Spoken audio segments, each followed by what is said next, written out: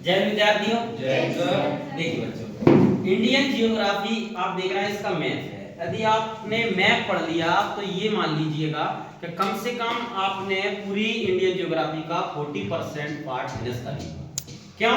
कि जो भी हम पढ़ेंगे अब उसको रटेंगे नहीं। यदि जिसने मैपिंग अच्छे से समझ ली वो सिर्फ सीखेगा। जैसे कि मैंने अभी आपके सामने ये मैप बनाया है, तो मैप में आप देखिएगा पूरा का पूरा एक एक क्रम से। तो सबसे पहला ये क्वेश्चन आता है कि हमारे भारत को चारों ओर से स्पर्श करने वाले सीमावर्ती देश। अब जितने भी देश हमारे राष्ट्र को स्पर्श करते हैं उनको जनरली टीचर एक ट्रिक में याद करा देते हैं कि बचपन में एमबीए किया। अब पहले तो आप बचपन में एमबीए वगैरह याद करो, इससे अच्छा कि आप क्या करें, इस मैप को याद करो। मैं तो ये कहूंगा, देखिएगा कि आप देख रहे हैं कि इधर हमारा अफगानिस्तान स्पर्श करता है और वो हमारे लद्दाख के बॉर्डर को स्पर्श करता है, जो कि हमारा पाक ऑक्युपाइड है। इसमें पाकिस्तान इस पे कब्जा किए हुए है। ये हमारा राष्ट्र के, हमारे भारत देश की 106 किलोमीटर सीमा रेखा को स्पर्श करता है। साथ में यदि मैं पाकिस्तान को दिखाना चाहूं तो यहाँ पाकिस्तान है, और पाकिस्तान हमारे 5 राज्यों को स्पर्श करता है। ठीक है ना? किस किस को? सबसे पहले यहाँ लद्दाख मिलेगा, यहाँ आपके लिए जम्मू कश्मीर मिलेगा, ये आपका पंजाब है, ये राजस्थान है, ये गुजरात है। इन 5 राज्यों को स्पर्श करता है कौन? पाकिस्तान। सबसे इंपॉर्टेंट बात कि ये हमारी कितनी सीमा रेखा को स्पर्श करता है, तो 3323 किलोमीटर की सीमा रेखा को स्पर्श करता है। यदि मैं इधर जाता हूं, यहां से आप देख रहे हैं ये सियाचिन, ये किसके? चीन के कब्जे में है, और चीन हमारे हिंदुस्तान के 5 राज्यों के साथ सीमा रेखा साझा करता है। किस किस के साथ? लद्दाख है ना, एक तो लद्दाख मिलेगा, यहाँ हिमाचल प्रदेश, उत्तराखंड, 3 तो आपके लिए ये ऊपर मिल जाती हैं, और इसके बाद 2 आपके कहां मिलते हैं? एक सिक्किम मिलता है, एक अरुणाचल प्रदेश मिलता है। तो ये 5 राज्यों की सीमा रेखा को स्पर्श करता है, और कुल हमारी सीमा 3488 किलोमीटर की सीमा रेखा है, जिसको कौन? पूरा का पूरा चीन स्पर्श करता है ना। बीच में हमारे पास नेपाल पड़ता है, और नेपाल हमारे यहाँ पे देख रहे हैं तो 1751 किलोमीटर की सीमा रेखा को स्पर्श करता है।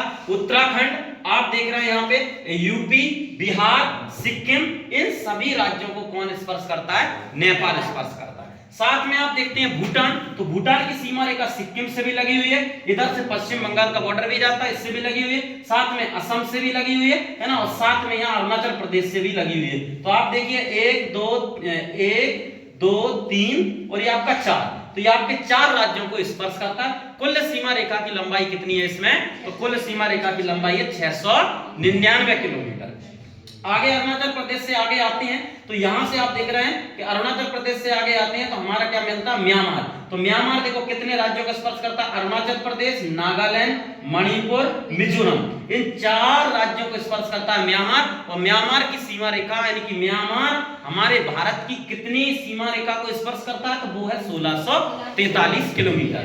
साथ में यदि बात करें तो हिंदुस्तान को सबसे ज्यादा बॉर्डर जो स्पर्श करता है वो कौन सा लगा है? बांग्लादेश से लगा है, बांग्लादेश से लगा है। बांग्लादेश की सीमा रेखा कितनी है? 4096 किलोमीटर की सीमा रेखा है, जो कि किसके साथ लगी हुई है? किसके साथ स्पर्श करता है भारत हमारा? बांग्लादेश। यानी कि बांग्लादेश भारत की 4096 किलोमीटर की सीमा रेखा को स्पर्श करता है, यानी कि यह सर्वाधिक स्पर्श करता है। दूसरी बात, यह त्रिपुरा को तीनों ओर से घेरे रहता है, तो हमारा त्रिपुरा को तीनों ओर से घेरने वाले राष्ट्र का नाम है बांग्लादेश, जो कि तीनों ओर से घेरे रहता है। देखिए बच्चों, एक होते हैं पूर्वोत्तर राज्य। क्या होते हैं? पूर्वोत्तर राज्य। तो पूर्वोत्तर राज्य को जो होते हैं उन्हें हम क्या कहते हैं? 7 सिस्टर के नाम से भी जानते हैं। पूर्वोत्तर राज्यों को किसके नाम से जानते हैं? 7 सिस्टर के नाम से जानते हैं। 7 सिस्टर कौन कौन सी आप देखिएगा? असम, अरुणाचल प्रदेश, नागालैंड, मणिपुर, मिजोरम, त्रिपुरा, मेघालय। असम, नागालैंड, असम, अरुणाचल प्रदेश, नागालैंड, मणिपुर, मिजोरम, त्रिपुरा और ये आपका मेघालय। इन 7 सिस्टर्स को हम पूर्वोत्तर राज्य के नाम से जानते हैं। यदि आपसे कहा जाता है उत्तर पूर्वी राज्य, क्या कहा जाए? उत्तर पूर्वी राज्य। उत्तर पूर्वी राज्य कभी भी कहा जाए तो उत्तर में जाओगे तो एक सिक्किम और इसमें इंक्लूड हो जाएगा, तो टोटल इनकी संख्या हो जाएगी बच्चों 8, और पूर्वोत्तर राज्यों की संख्या है 7। मेरी बात समझ में आई? क्या बताया मैंने अभी? जो पूर्वोत्तर राज्य है वो 7 सिस्टर है, और 7 सिस्टर आपको बताए कौन कौन सी है, और इसमें सिक्किम को भी इंक्लूड कर दिया जाए तो टोटल 8 हो जाते हैं हमारे। तो इनको कहते हैं उत्तर पूर्वी राज्य। क्या कहते हैं इन्हें? उत्तर पूर्वी राज्य। नीचे आ जाइए, आप नीचे आते हैं तो यहाँ पे आपके लिए मिलेगा पश्चिम बंगाल, उड़ीसा, उड़ीसा के बाद आप आंध्र प्रदेश के बाद तमिलनाडु। तो देखिए इसे बोलते हैं हम पूर्वी तट, इसे क्या बोलते हैं हम? पूर्वी तट बोलते हैं। और इधर का जो बॉर्डर है इसको कहां से? केरल, कर्नाटक, गोवा, महाराष्ट्र, ये आपका यहां से यहां तक, ये गुजरात तक, ये पूरा का पूरा क्या पश्चिमी तट है हमारा, ये आपका पश्चिमी तट है, ठीक है ना। साथ में हमारे पास यहाँ पे मिलता है केंद्र शासित प्रदेश जिसका नाम है पुडुचेरी। तो पुडुचेरी क्या 3 राज्यों में फैला हुआ है, इसका पुराना नाम है पांडुचेरी, ठीक है ना। यनम के नाम से ये कहां? आंध्र प्रदेश में जाना जाता है, और कराईगल के नाम से ये तमिलनाडु में जाना जाता है, और माहे के नाम से कहां जाना जाता है? केरल में जाना जाता है। अर्थात ऐसा क्षेत्र जिस पर केंद्र सरकार शासन करती है, उस क्षेत्र को क्या कहते हैं? केंद्र शासित प्रदेश कहते हैं या केंद्र शासित राज्य कहते हैं, ठीक है ना। इसके सामने आप देखते हैं तो यहाँ लक्षद्वीप है। तो लक्षद्वीप हमारा क्या है? लक्षद्वीप हमारा क्या है? केंद्र शासित प्रदेश है, सबसे छोटा केंद्र शासित प्रदेश है जनसंख्या और क्षेत्रफल दोनों की दृष्टि से। साथ में यदि मैं बात करता हूं तो इधर मिलेगा हमारे लिए क्या? अंडमान निकोबार द्वीप समूह, अंडमान निकोबार द्वीप समूह। तो अंडमान निकोबार द्वीप समूह ये हमारे पास यहाँ पे है, और यहीं पर मैंने आपको कल पढ़ाया था कि यहीं पर हमारे पास 6 डिग्री 30 मिनट इंदिरा पॉइंट सबसे नीचे स्थित है, ठीक है ना। तो यहाँ पर सबसे नीचे कौन स्थित है? इंदिरा पॉइंट स्थित है। इंदिरा पॉइंट नीचे होता है, इंदिरा कॉल ऊपर है। याद करो, मैंने बताया था कि आप कॉल करते हैं तो ऊपर लेके करते हैं ना फोन को, इसलिए इंदिरा कॉल कहां हुआ? ऊपर हुआ। थोड़ा ध्यान रखा करो इन बातों का। अब देखिएगा आगे यदि मैं यहां से बात करता हूं केरल, कर्नाटक, गोवा, तो क्षेत्रफल की दृष्टि सबसे छोटा राज्य कौन सा है? गोवा।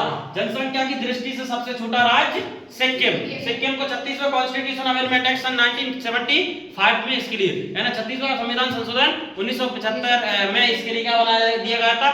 भारत का अभिन्न हिस्सा यानी कि राज्य बना दिया गया था, ठीक है ना।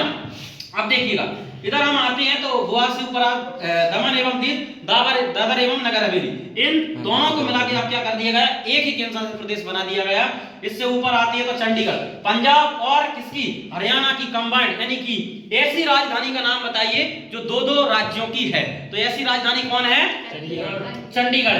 कौन सी है?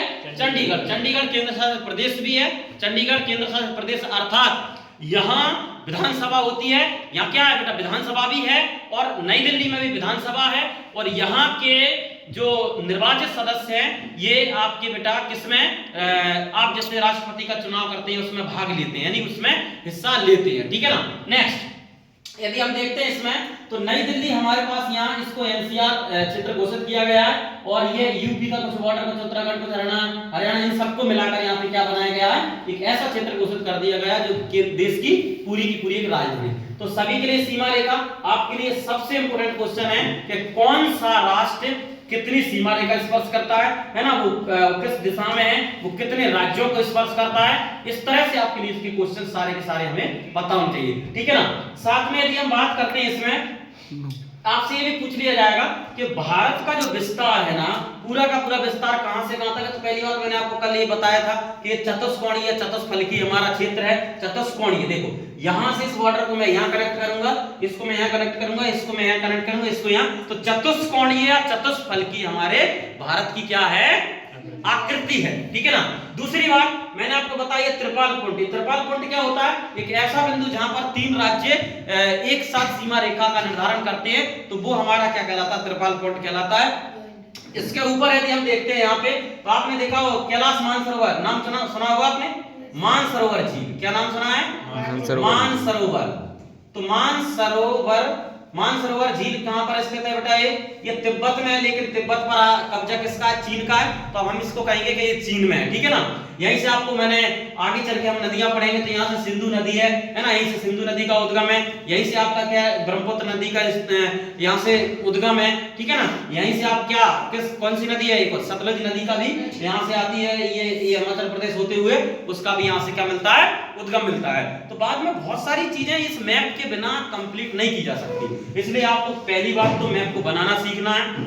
मैप भरना तो सीखना ही सीखना है, साथ में हमें इसे बनाना सीखना है। इंपोर्टेंट बात ये है, और बनाना सीख जाओगे तो सारी चीजें क्लियर हो जाएंगी। जैसे मैंने आपको कल पढ़ाया था कि भारत यहाँ पे क्या है? 8 डिग्री 4 मिनट है, या इसको क्या कह रहे थे हम? इसको क्या, कौन सा पॉइंट है ये? इंदिरा पॉइंट है। क्या है? अरे बेटा 8 डिग्री 4 मिनट पर कौन सा पॉइंट है? हाँ कन्याकुमारी है या नहीं? कन्याकुमारी तो है यहाँ पे, है ना? तो यहाँ पे कन्याकुमारी है और 37 डिग्री 6 मिनट यहाँ पे क्या है? क्या है? लद्दाख, पूरा बॉर्डर लद्दाख का लगता है। और यहाँ 68 डिग्री 7 मिनट क्या है? यहाँ पे क्या है? गोहर माता या गोहर मोती, ये दोनों नाम आते हैं। यहाँ 97 डिग्री 25 मिनट, यहाँ पे क्या है? 97 डिग्री 25 मिनट पर क्या है? बलांगू या किबिथु? बलांगू या किबिथु। याद रखना है हमारा भारत कहां पर स्थित है? उत्तर पूर्वी गोलार्ध में स्थित है। उत्तर में कितना जाओगे? 8 डिग्री 4 मिनट से 37 डिग्री 6 मिनट तक उत्तरी गोलार्ध में। और आप देशांतर में कितना जाओगे? 68 डिग्री 7 मिनट से 97 डिग्री 25 मिनट तक। इस सारी बातों को याद रखना ही पड़ेगा, ठीक है ना? चलिए बहुत बहुत धन्यवाद। आप इसे नोट कर लीजिए अच्छे से और देखिएगा। चलिए।